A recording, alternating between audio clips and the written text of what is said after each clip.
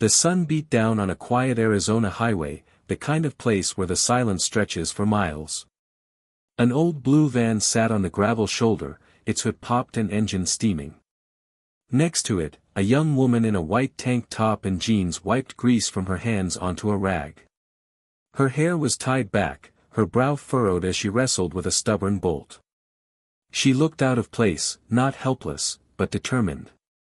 This wasn't her first breakdown, and judging by the toolbox beside her, she didn't plan on calling for help. A black SUV approached from the distance, slowing as it neared the van. It rolled to a stop a few yards behind her. The door opened, and out stepped a man in uniform, tall, sharply built, and unmistakably military. 4 silver stars glinted on his collar.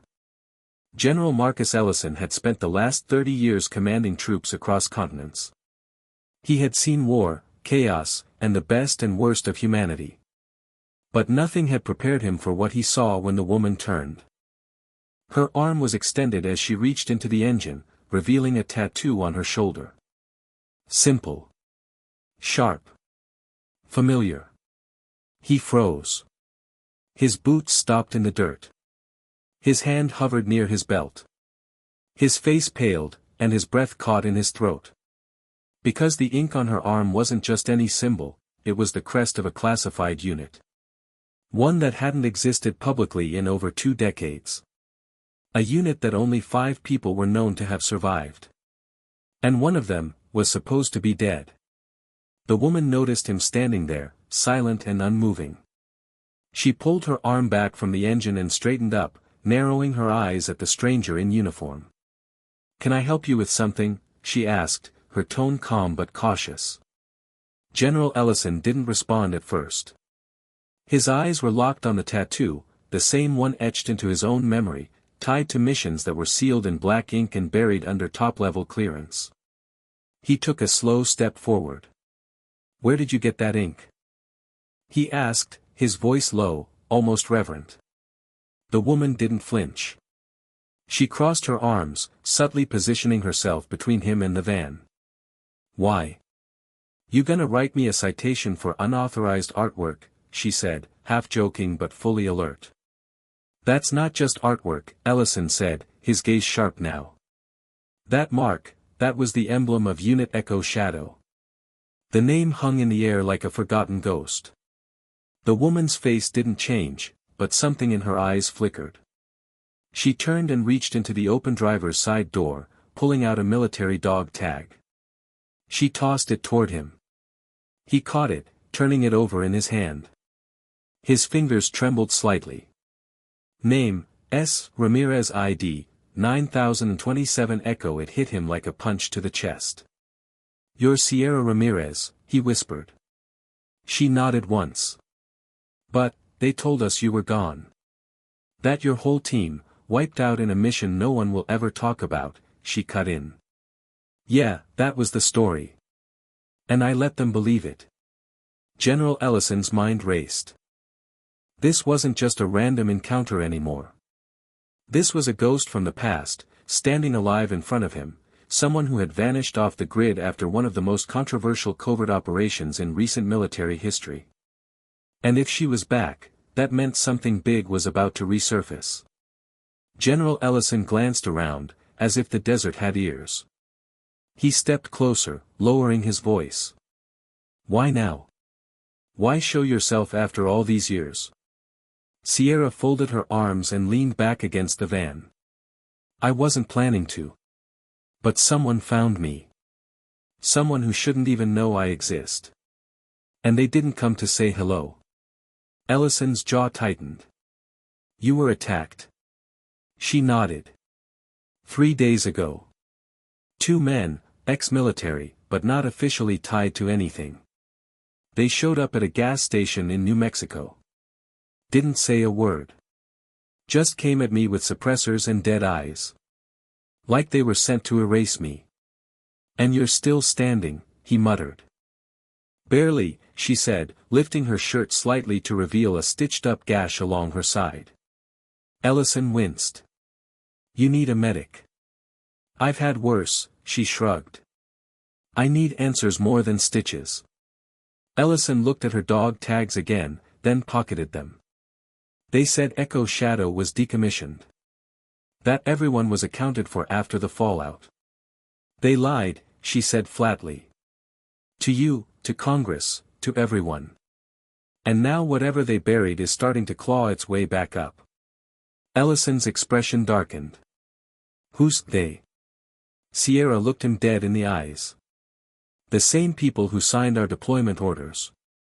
The same ones who scrubbed the records clean after what happened in Grozny Black Site. Ellison's blood ran cold. Grozny. That operation had nearly cost him his career, and almost started an international scandal that was quickly silenced. Then we don't have much time, he said. If they know you're alive, they'll send more.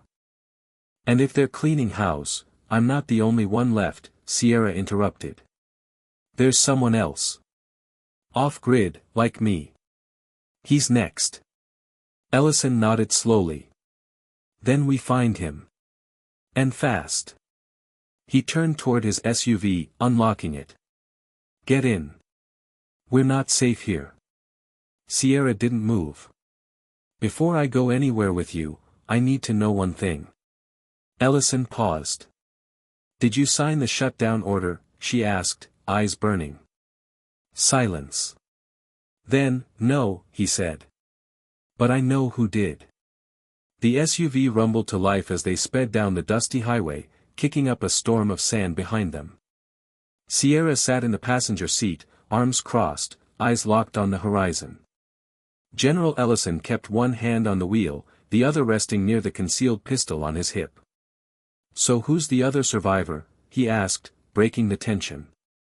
Call sign, Reaper, she said. Real name's Carter Wells. We were partnered for most of Echo's last deployment. After Grozny, he vanished. I thought he was dead too, until a burner phone I haven't used in 8 years lit up with one message. Ellison glanced at her. What did it say? They found me. That's it. Ellison gritted his teeth. Wells was intelligence, right? The best. If they have him, they're after data. And if he's still alive, he's probably on the run, or worse, captured. Ellison nodded grimly. Where would he go? Sierra pulled out a folded map from her bag, spreading it over the dashboard. She pointed to a remote mountain range near the Colorado border. Last time we spoke, before Grozny, he mentioned a safe house. Off-grid, military-grade shielding, backup supplies for months. Ellison frowned. That's deep wilderness. No roads in. Exactly why he'd go there, Sierra replied. And why we need to move now. If he's alive, he won't last long without help. Ellison's phone buzzed in the center console. He checked it, a restricted number. His eyes narrowed as he answered, Ellison. A cold, unfamiliar voice spoke, General. This is a courtesy warning. Turn around and forget what you saw. Sierra Ramirez died in 2008, and you do well to remember that. The line went dead. Sierra looked at him, face tight. They're watching you. Ellison slowly put the phone down. They're watching both of us. A sudden sharp pop cracked through the silence, a bullet slammed into the rear window, spiderwebbing the glass. Ambush! Sierra yelled, ducking as a black pickup swerved onto the road behind them. Ellison floored the gas. This just got real, he muttered. The SUV roared forward, engine groaning as Ellison swerved onto a dirt trail leading into the desert hills. The black pickup behind them gave chase, its grille snarling like a predator. Gunfire erupted again, rounds slammed into the back of the SUV, sending glass and metal shards flying. Sierra ducked low, yanked open the glove box, and pulled out a compact submachine gun wrapped in cloth. You keep that in the glove box, she snapped. Ellison's eyes were locked on the road. Old habits. She popped the sunroof, stood halfway out, and returned fire. Her shots were precise, controlled bursts that clipped the pickup's fender and forced it to veer slightly. I count 3 shooters, she shouted over the wind. All military trained. Ellison gritted his teeth. Which means they're not just goons. These are cleaners. Yeah, and we're the mess. A round tore through the side mirror. Sierra ducked back in just as another bullet grazed the roof.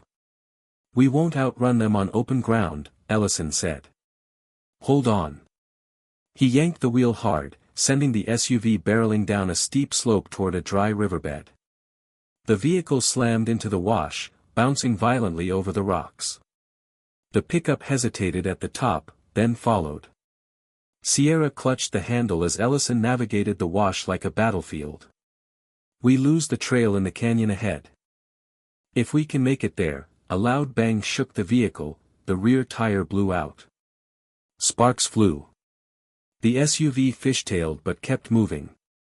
We're losing it, she shouted. I know. Ellison growled.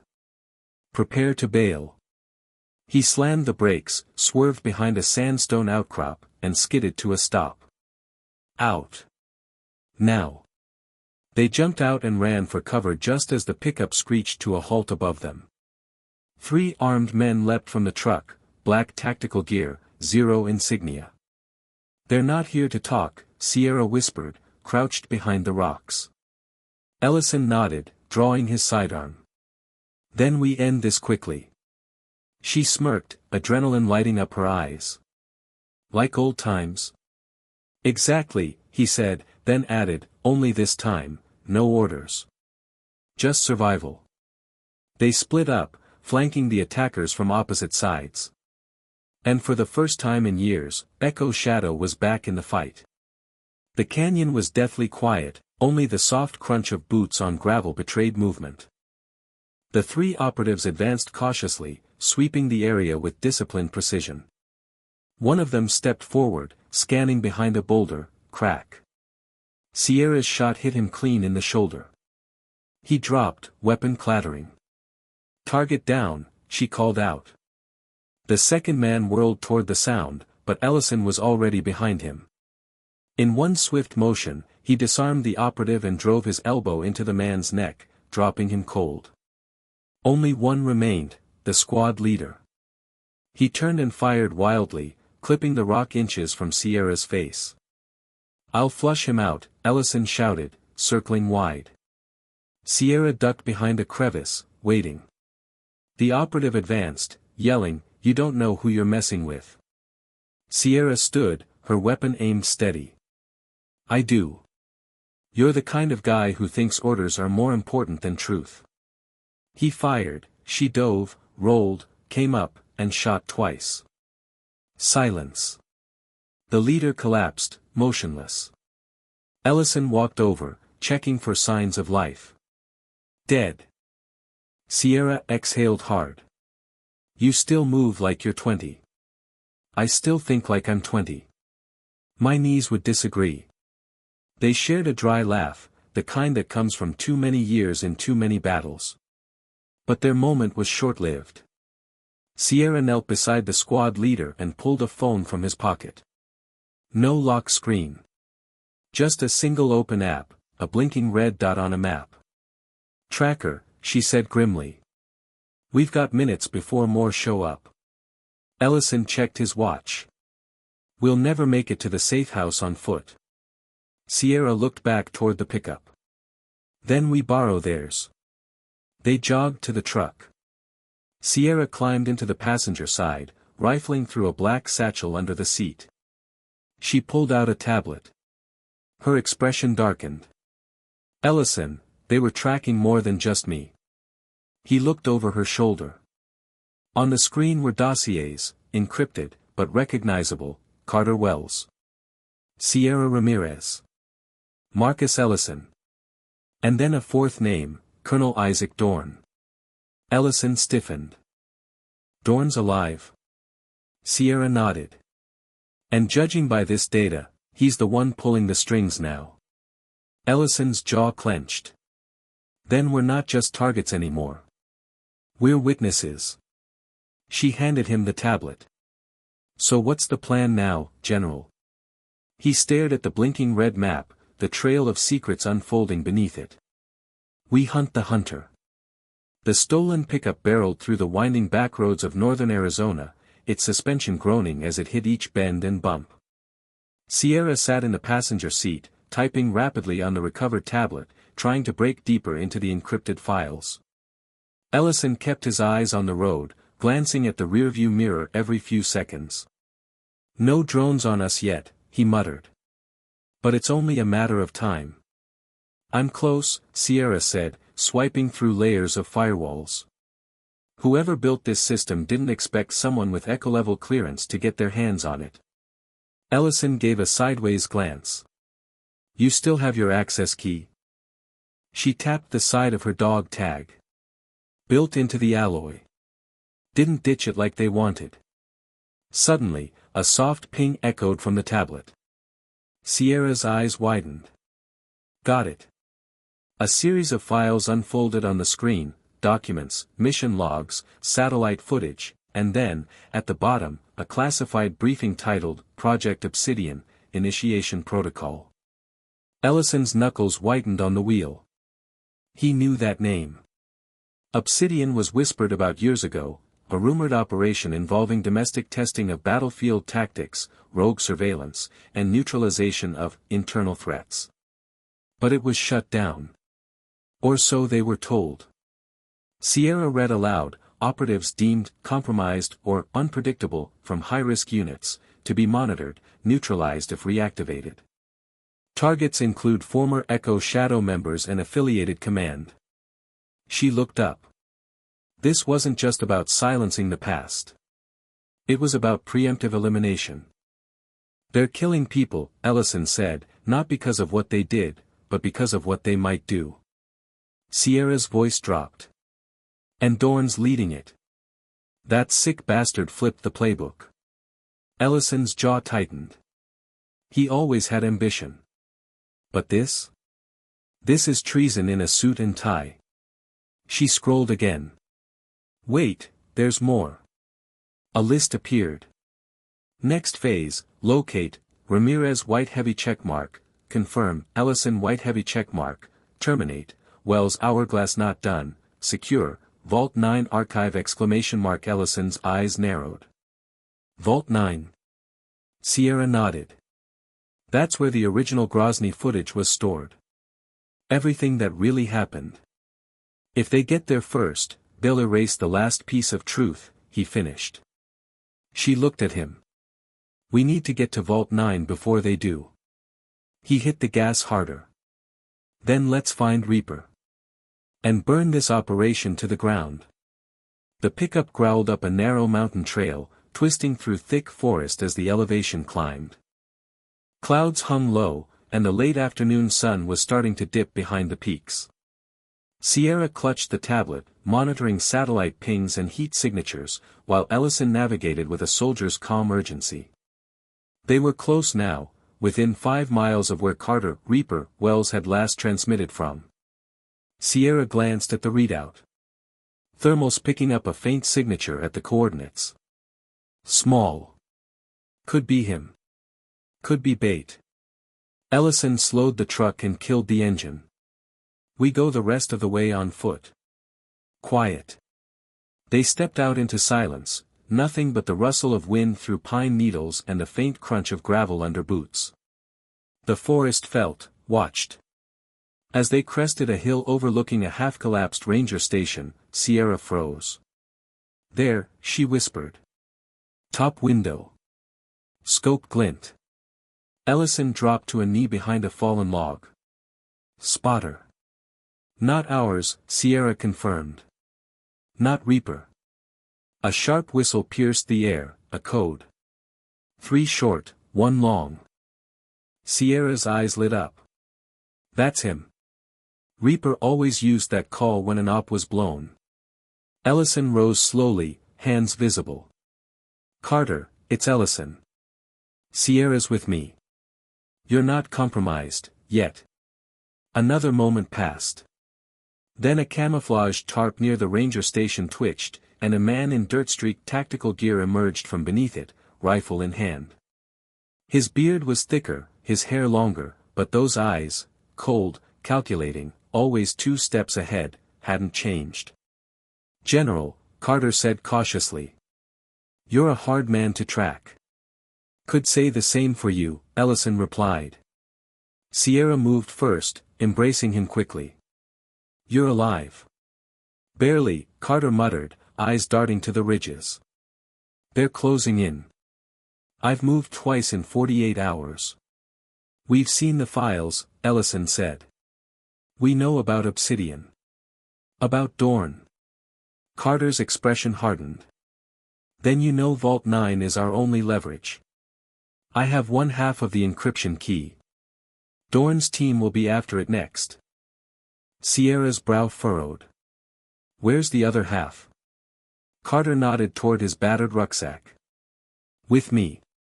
But if I fall, it auto-wipes." Ellison nodded. "Then we keep you breathing." A sudden metallic click echoed from the trees. "Too late," Carter whispered. Red laser dots lit up their chests, 5, maybe 6 operatives closing in, completely surrounding them. A voice barked from the trees, "Drop your weapons. You are now enemies of the state." Ellison didn't move. "Not the state," he growled. "Just its worst secret." Sierra looked at him, calm and deadly. "Plan." Carter grinned faintly. "Same as always." "Improvise," Ellison said. And then all hell broke loose. Gunfire erupted like thunder through the trees, short, precise bursts echoing in the dense forest. Ellison shoved Carter behind cover and returned fire, dropping one of the black-clad operatives before the rest scattered for better angles. Sierra spun low, drawing her sidearm and firing 2 quick shots into the flank. One enemy collapsed, another retreated behind a tree. "They're coordinated," Carter shouted, crouching beside a broken fire pit. "This isn't a capture mission, they're here to kill." Ellison gritted his teeth. "Then we turn the tables." He pointed to the ridge. "Sierra, left flank. Draw their fire. Carter, on my signal, break for the ridge line. We cut through and loop behind them." Sierra nodded and sprinted low through the underbrush, drawing a hail of suppressed bullets. Carter bolted as Ellison covered him, hitting 2 more targets with practiced, surgical shots. Sierra reached a rock shelf and tossed a flashbang from her vest. Boom, a blinding blast lit up the trees, buying precious seconds. Carter scrambled behind a fallen log, panting. "We're clear, for now." Ellison regrouped with them, reloading. "How many left?" Carter checked the heat signature scanner. 2. "They're regrouping to the northeast." Sierra wiped blood from a graze on her cheek. "We leave now, or we fight more just like them in 10 minutes. Ellison looked to Carter. "Vault 9. Where?"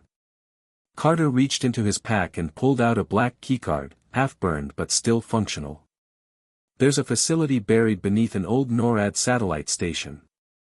Coordinates are in here." He handed over a chip drive. "Plug that into the mainframe and we dump everything, Grozny, Project Obsidian, all of it. But it's a one-shot. Power, time, everything has to line up." Ellison pocketed the drive. "Then we hit it tonight." Sierra's eyes narrowed. "And what about Dorn?" Carter's expression turned grim. "He'll be there. He's not sending others to handle this. Not anymore." Ellison looked out over the treetops, where the first stars began to pierce the darkening sky. "Then let's finish what they tried to bury." The old NORAD station loomed like a concrete ghost in the Rockies, long abandoned, decommissioned, and forgotten by most. But below its surface lay Vault 9, a classified bunker built to store the darkest secrets of forgotten wars. Ellison, Sierra, and Carter approached under the cover of night, dressed in scavenged black tactical gear, their breath fogging in the cold air. A storm rumbled in the distance, rolling in fast. "Entrance is here," Carter whispered, kneeling near a moss-covered hatch. He slid the keycard into a hidden panel, click.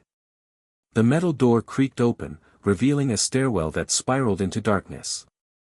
Once we hit that server room, Sierra said, we upload everything, drop it straight to public archive nodes, and blast it across every open source we can find. Then we lock it down, Ellison added. No way back.